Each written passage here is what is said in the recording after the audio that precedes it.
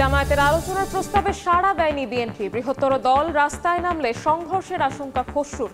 দলীয় ঐক্য না হলে সিদ্ধান্ত নেবে অন্তর্বর্তী সরকার।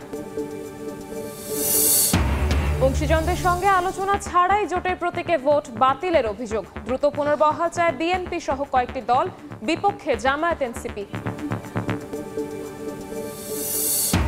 ডিসেম্বরের প্রথম সপ্তাহে ফিরছেন তারেক রহমান। প্রস্তুত হচ্ছে বাড়ি কার্যালয়। নিরাপত্তা নিশ্চিতে আবেদন করা হবে সরকারের কাছে। মিলেছে বুলেট প্রুফ গাড়ির অনুমোদন। কেন্দ্রীয় শহীদ মিনারে প্রাথমিকের সহকারী শিক্ষকদের অবস্থান। 10ম গ্রেডে উন্নীত করা সহ 3 দফা দাবি। বিকেলে শাহবাগ অভিমুখে পদযাত্রা ও কলম সমর্পণ কর্মসূচি। এবং পর্যাপ্ত উৎপাদনের পরও সংকটের অজুহাতে অস্থির পেঁয়াজের বাজার। 7 দিনে অসাধু ব্যবসায়ীরা হাতিয়ে নিয়েছে 173 কোটি টাকা। আমদানির অনুমতি না দেওয়ার পরামর্শ।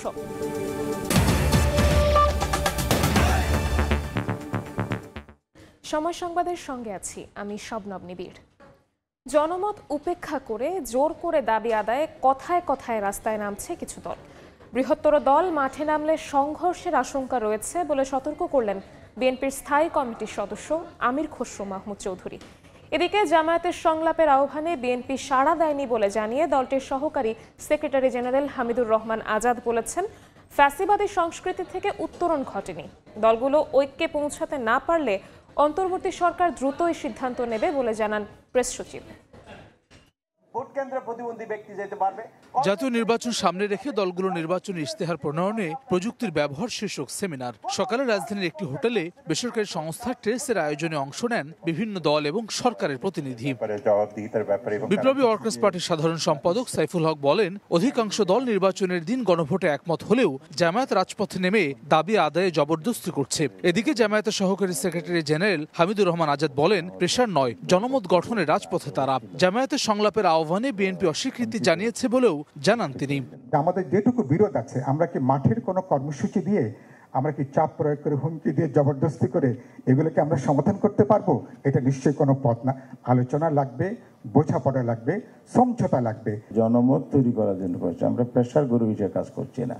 আমরা পাবলিকের কাছে যাচ্ছি বা ভয়েস রেজ করছি, আবার সরকারকে আমরা কনভিন্স করার চেষ্টা করছি। বিএনপির মহাসচিবকেও কিন্তু আমাদের পক্ষ থেকে নক করা হয়েছে। অবশ্য ওনারা রিপ্লাই দিয়েছেন জামাতের আহ্বানে সাড়া দিবেন না। বিএনপি যদি আহ্বান করে জামাত অবশ্যই সবার আগে যাবে। কিছু দলের মধ্যে স্বৈরাচারী মনোভাব এসেছে মন্তব্য করে বিএনপির স্থায়ী কমিটির সদস্য আমির খসরু মাহমুদ চৌধুরী বলেন, যারা কথায় কথায় রাস্তায় নামে তাদের মতো বৃহত্তর দল নামলে সংঘর্ষের শঙ্কা রয়েছে। চাপিয়ে দেওয়ার একটা মনোবৃত্তি হয়, এটার জন্য আবার রাস্তায় গিয়ে আন্দোলন করতে হয়। বৃহত্তর দল বাংলাদেশে যদি রাস্তায় নামে এগুলোর প্রতিবাদে, তখন তো সংঘর্ষ হবে না। দলগুলো ঐক্যে পৌঁছাতে না পারলে অন্তর্বর্তী সরকার দ্রুত সিদ্ধান্ত নেবে বলে জানান প্রধান উপদেষ্টার প্রেস সচিব। ফেব্রুয়ারির প্রথমার্ধে নির্বাচন আয়োজনে সরকার দিনরাত কাজ করছে বলেও জানান শফিকুল আলম। এখন যদি পলিটিক্যাল পার্টিগুলো ডিসিশন না নিতে পারে, সেক্ষেত্রে ইন্টারিম গভর্নমেন্টের উপর যেই অর্পিত দায়িত্ব, সেই দায়িত্ব অনুসারে তারা তাদের একটা ডিসিশন নিবে এবং এটা খুব দ্রুতই হবে। ইন্টারিম গভর্নমেন্ট ফুললি কমিটেড ফেব্রুয়ারির প্রথমার্ধে ইলেকশন করার জন্য। অনুষ্ঠানে রাজনৈতিক দলগুলোর নির্বাচনী ইশতেহার প্রণয়নে নাগরিকদের মতামত নিতে 2টি অনলাইন ভিত্তিক প্ল্যাটফর্ম উন্মুক্ত করা হয়। হাসান ওয়ালি, সময় সংবাদ, ঢাকা। গণপ্রতিনিধিত্ব আদেশ বা আরপিওর কিছু ধারার সংশোধনী নিয়ে ক্ষুব্ধ বেশ কয়েকটি দল। নেতাদের অভিযোগ, অংশীজনদের সঙ্গে আলোচনা ছাড়াই জোটের প্রতীকে ভোট করার বিধান বাতিল করা হয়েছে। আর এ ধারা পুনর্বহাল করতে নির্বাচন কমিশনে আবেদন জানিয়েছে কিছু দল। এতে বিএনপির সমর্থন থাকলেও বিপরীত অবস্থানে জামায়াত এনসিপি। ফারুক ভূঁইয়া রবিনের প্রতিবেদন। বাংলাদেশের নির্বাচনী ইতিহাসের দীর্ঘ সময় ধরেই জোটের প্রধান রাজনৈতিক দলের প্রতীকে শরিক দলের প্রার্থীদের ভোটে লড়ার রেওয়াজ রয়েছে।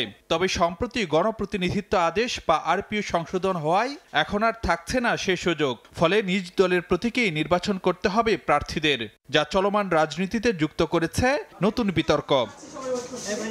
এ সংক্রান্ত সংশোধনী পাশ হওয়ার আগে আইন মন্ত্রণালয় ও নির্বাচন কমিশনে আনুষ্ঠানিক চিঠি দিয়ে আপত্তি জানিয়েছিল বিএনপি। তা আমলে না নিয়ে ৩রা নভেম্বর অধ্যাদেশ জারি করে অন্তর্বর্তী সরকার। তবে গেজেট প্রকাশের পরও থেমে নেই দলগুলো। দলীয় প্রতীকের পাশাপাশি আগের মতো জোটের প্রতীকে ভোট করার সুযোগ ফেরাতে ইসির দ্বারস্থ হয়েছে বিপ্লবী ওয়ার্কার্স পার্টি, 12 দলীয় জোট সহ কয়েকটি দল। এটা তো হঠাৎ করে দলগুলোর উপরে চাপিয়ে দেওয়াটা কিন্তু যৌক্তিক কোনো কথা না। আপনার দলগুলোর সঙ্গে তো আপনার তো আলোচনাই করেননি, বসবেন, কথা বলবেন, মতামত নেবেন। অতীতের একটা জায়গা থেকে হঠাৎ করে আপনি ডিপার্ট করছেন, ওনারা কাজটা ঠিক করেননি। আমাদের দলের অবস্থান তো হলো নিজস্ব প্রতীকে করা, কিন্তু একই সাথে আগামী নির্বাচনে আমরা বলেছি যে জনপ্রিয় অন্য কোনো প্রতীকে নির্বাচন করার বিধানটা আগের মতন থাকা দরকার। নির্বাচন কমিশন এটা অত্যন্ত স্বৈরতান্ত্রিক কায়দায় এই সিদ্ধান্তটা নিয়েছে। রাজনৈতিক দলগুলোর স্বাধীনতা থাকা উচিত যে তারা কোন প্রতীকে নির্বাচন করবে, জোটবদ্ধ প্রতীকে নির্বাচন করবে না নিজস্ব প্রতীকে নির্বাচন করবে। আপনারা আমাদের সাথে কোনো আলাপ আলোচনা না করার প্রেক্ষিতে সেটা রাজনৈতিক দলকে প্রতিপন্ন করা হয়েছে। আমরা দাবি করব নতুন যে অধ্যাদেশটা করেছে এটা বাতিল করার জন্য। একটা জোট কেন হয়? জোট হয় নির্বাচনে জেতার জন্য, কৌশলগত একটি বিষয়। তো সেক্ষেত্রে কেউ যদি মনে করে না জোটের প্রতীক ইলেকশন করব, সেই অপশনটা রাখা দরকার ছিল।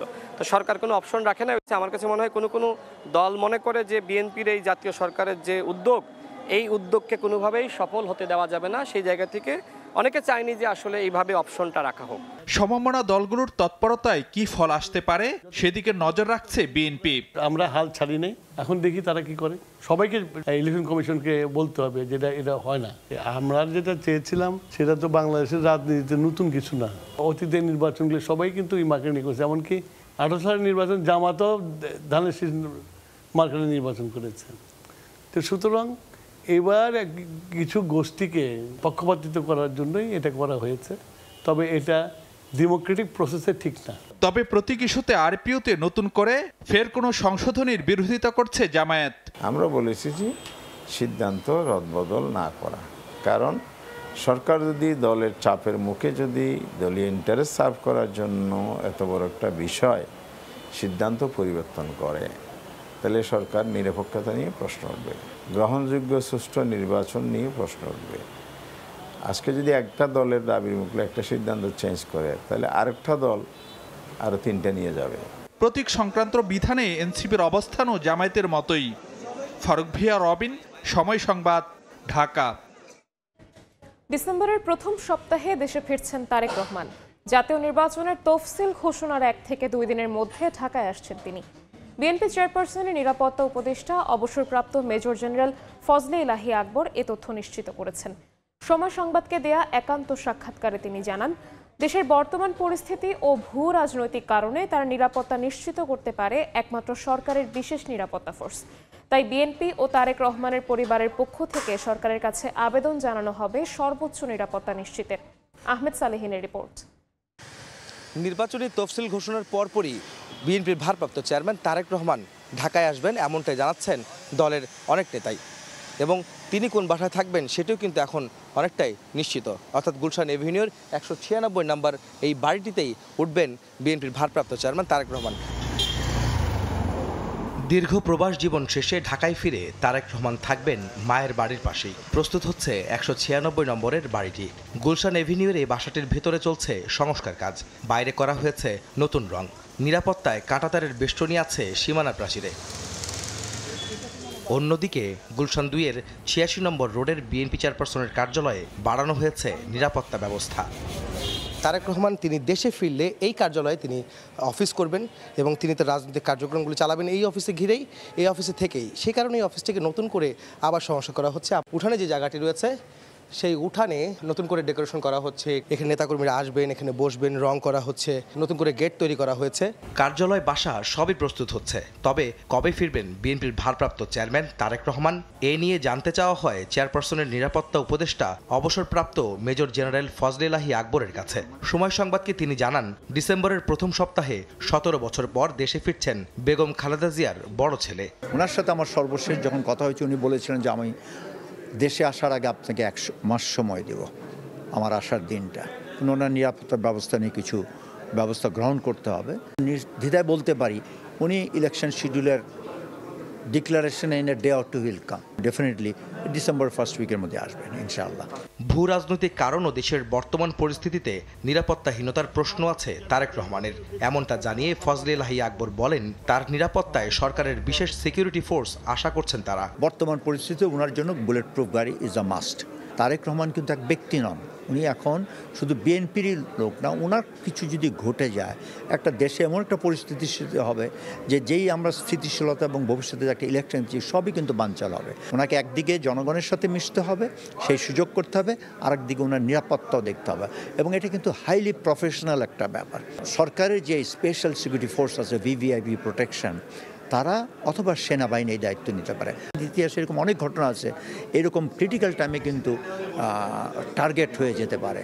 এদিকে আমাদের সর্বোচ্চ নজর রাখা আমাদের সকলেরই প্রয়োজন। দেশে ফেরার আগে চলতি মাসেই ওমরা পালনে সৌদি যাওয়ার কথা ছিল তারেক রহমানের, কিন্তু সার্বিক পরিস্থিতিতে এখনই নয়, বরং নির্বাচনের পরে বিএনপির ভারপ্রাপ্ত চেয়ারম্যান ওমরা করবেন বলেও জানান ফজলে লাহি আকবর।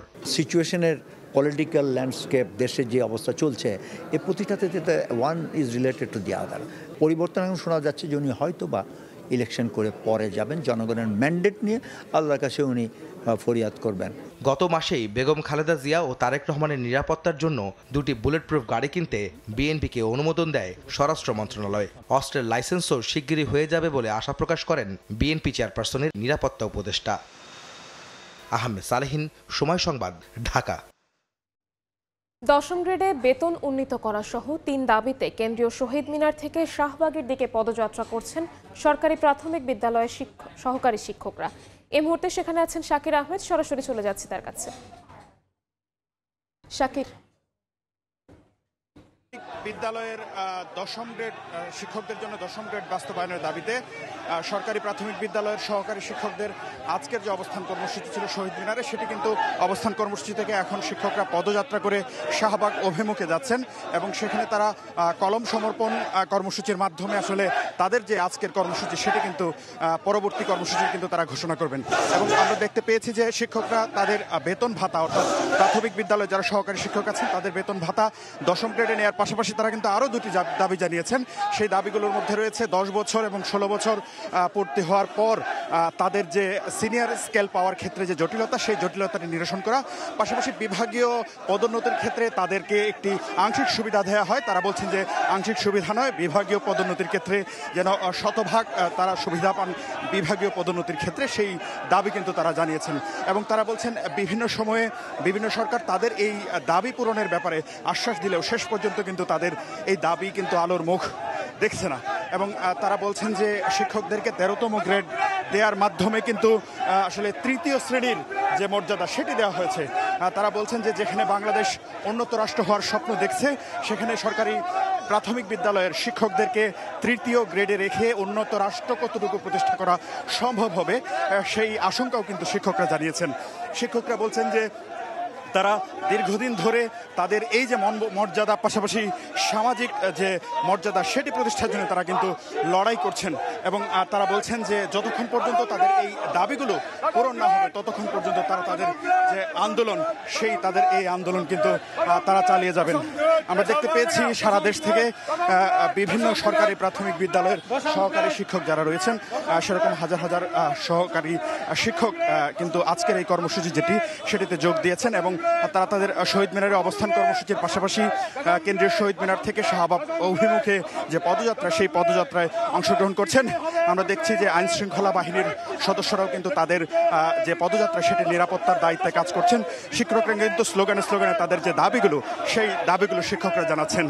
এবং শিক্ষকরা বলছেন যে অন্তর্বর্তী সরকার, যেটি 2024 সালের জুলাই গণঅভ্যুত্থানের পর আসলে যারা দায়িত্ব গ্রহণ করেছে, সেই অন্তর্বর্তী সরকারের কাছে তাদের অনেক বড় আশা ছিল, তারা শিক্ষা সংস্কার করবেন, পাশাপাশি শিক্ষকদের যে ন্যায্য দাবি দেওয়া সেগুলো পূরণ করবেন। কিন্তু এখনো পর্যন্ত শিক্ষা সংস্কারে কোনো কমিশন গঠন না হওয়ার পাশাপাশি শিক্ষকদের প্রতি যে বৈষম্যটি রয়েছে, সেই বৈষম্য নিরসন না হয় শিক্ষকরা কিন্তু ক্ষোভ জানিয়েছেন। এবং শিক্ষকরা বলছেন যতদিন পর্যন্ত তাদের এই ন্যায্য দাবিগুলো মেনে না নেওয়া হবে ততক্ষণ পর্যন্ত তারা কিন্তু তাদের যে কর্মসূচি, সেই কর্মসূচি চালিয়ে যাবেন। এবং তারা বলছেন তাদের এই কর্মসূচি অবশ্যই শান্তিপূর্ণ এবং তারা কোনো ধরনের বিশৃঙ্খলা নয়, বরং রাষ্ট্রের প্রধান উপদেষ্টা থেকে শুরু করে যারা তাদের বেতন ভাতা সহ এই মানমর্যাদার প্রশ্নগুলো ঠিক করার দায়িত্বে রয়েছেন তাদেরকে তারা একটি মেসেজ দিতে চান যে তাদের আত্মমর্যাদার প্রশ্ন বা তাদেরকে তৃতীয় শ্রেণী থেকে যেন সম্মানজনক একটি পদ যেটি তারা বলছেন 10ম গ্রেডে নেওয়া হয় সেই দাবি কিন্তু তারা করছেন। আমরা দেখতে পেয়েছি প্রাথমিক বিদ্যালয়ের বেশ কয়েক হাজার শিক্ষক কিন্তু আজকের যে কর্মসূচি সেই কর্মসূচিতে অংশগ্রহণ করছেন এবং তারা বলছেন যতক্ষণ পর্যন্ত তাদের দাবি মেনে নেওয়া না হবে ততক্ষণ পর্যন্ত কিন্তু তারা তাদের এই আন্দোলন বা তাদের এই অবস্থান কর্মসূচির পাশাপাশি পদযাত্রা সহ যে নানা কর্মসূচি রয়েছে সেই নানা কর্মসূচি তারা চালিয়ে যাবেন। তো এই ছিল আমার কাছে রাজধানীর কেন্দ্রীয় শহীদ মিনার থেকে শাহবাগ অভিমুখে শিক্ষকদের যে পদযাত্রা সরকারি প্রাথমিক বিদ্যালয়ের সেই পদযাত্রার সর্বশেষ খবরাখবর। প্রাথমিক বিদ্যালয়ের সহকারী শিক্ষকদের পদযাত্রার সর্বশেষ খবর জানাতে আমাদের সাথে যুক্ত হয়েছিলেন সহকর্মী শাকির আহমেদ।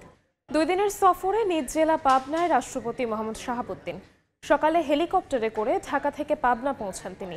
সেখানে জেলা প্রশাসক ও পুলিশ সুপার তাকে স্বাগত জানান। পরে সার্কিট হাউসে দেয়া হয় গার্ড অব অনার। বেলা 11টার দিকে সদরের আরিফপুরে মা বাবার কবর জিয়ারত করেন রাষ্ট্রপতি। এরপর যান কালাচাঁদপাড়ার নিজ বাড়িতে। রোববার বঙ্গভবনের উদ্দেশ্যে যাত্রা করবেন রাষ্ট্রপতি। সময় সংবাদে আরও থাকছে। শাটডাউনে যুক্তরাষ্ট্রের সব বিমানবন্দরে অচলাবস্থা, 1000-এর বেশি ফ্লাইট বাতিল, শিডিউল বিপর্যয়ে 4000। সিনেটে রিপাবলিকান ডেমোক্রেট দ্বন্দ্ব অব্যাহত। চাহিদার বিপরীতে উদ্বৃত্ত উৎপাদন, রয়েছে স্বাভাবিক সরবরাহ, তবুও সংকটের অজুহাতে অস্থির পেঁয়াজের বাজার। চলতি মাসে 7 দিনে কেজিতে 40 টাকা বাড়িয়ে বাজার থেকে অসাধু ব্যবসায়ীরা হাতিয়ে নিয়েছে 173 কোটি টাকারও বেশি। আমদানির অনুমতি না দেওয়ার পরামর্শ কৃষিবিদদের। ফরহাদুর রহমানের রিপোর্ট। আগস্ট ও সেপ্টেম্বর 2 মাস খুচরা বাজারে মান ও জাত ভেদে প্রতি কেজি দেশি পেঁয়াজের দাম ছিল 80 থেকে 85 টাকা। পুরো অক্টোবর জুড়ে ছিল 80 টাকা। হঠাৎ করে 1 নভেম্বর এক লাফে 25 টাকা বেড়ে 105 টাকায় পৌঁছে যায়। এরপর 4 নভেম্বর 110 ও 5 নভেম্বর তা থেকে 120 টাকায়, অর্থাৎ 5 দিনে কেজিতে বাড়ে 40 টাকা। কিন্তু কারণ কি? আমদানিও কম, এই জন্য দামটা একটু বেড়ে গেছে। পুরোটাই আমাদের দেশি মালে চলছে, এখন দেশি মালও একটু শর্ট হয়ে গেছে।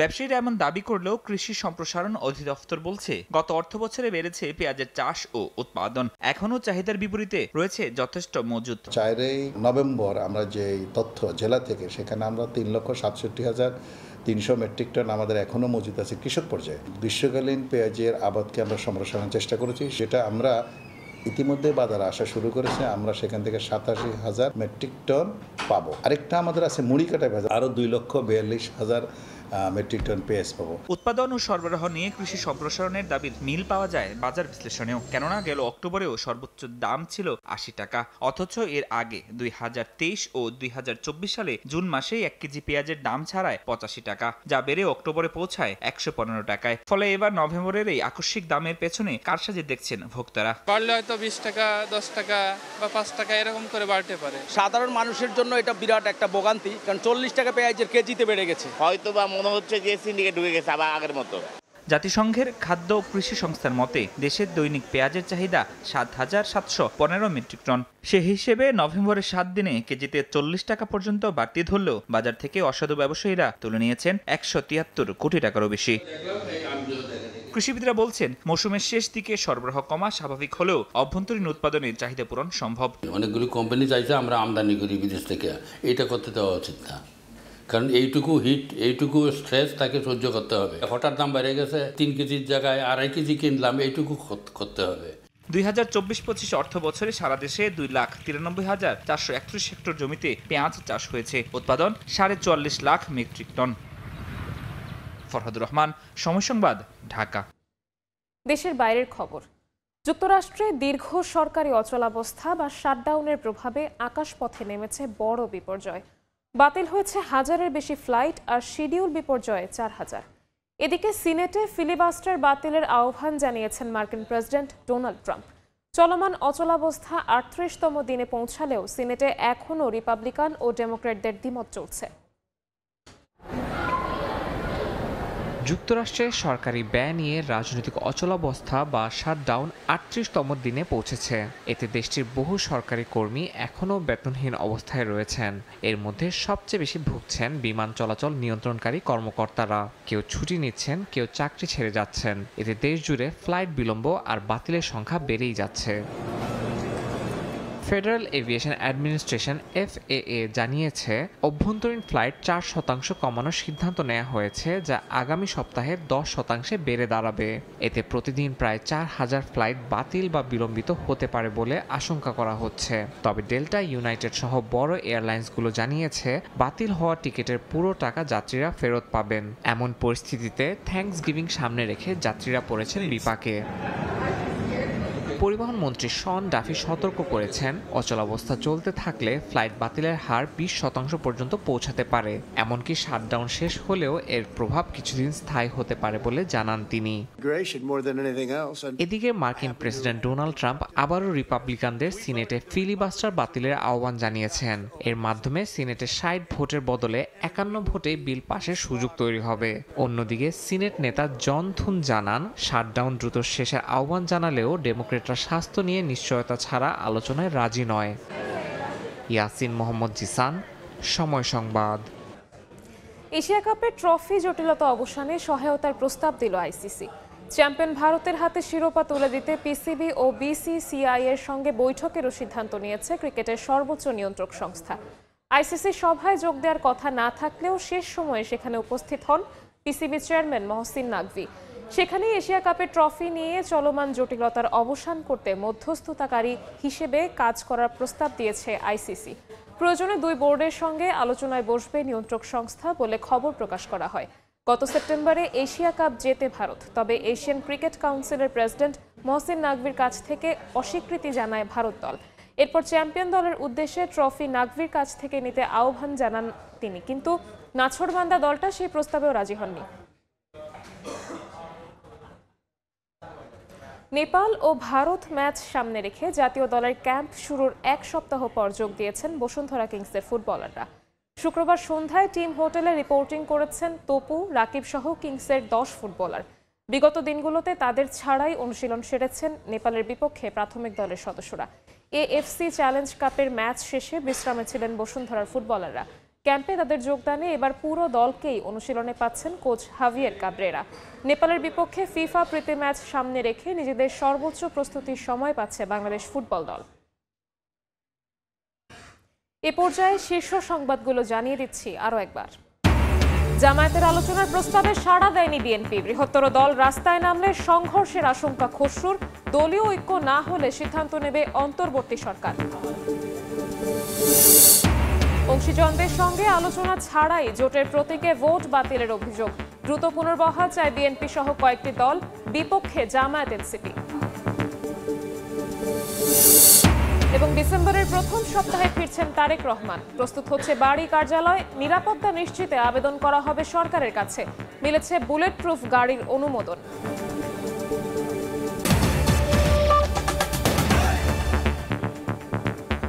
এই ছিল বিকেল ৩টার সময় সংবাদে।